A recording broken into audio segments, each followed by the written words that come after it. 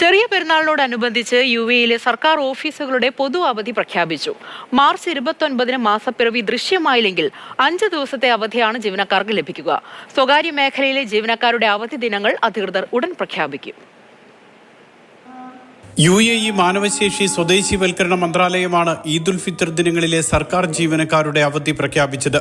പെരുന്നാൾ ദിവസമായ ശവ്വാൽ 1, തുടർന്നുള്ള ദിവസങ്ങളായ ശവ്വാൽ 2, 3 എന്നിങ്ങനെയാണ് സർക്കാർ ഓഫീസുകളുടെ അവധി.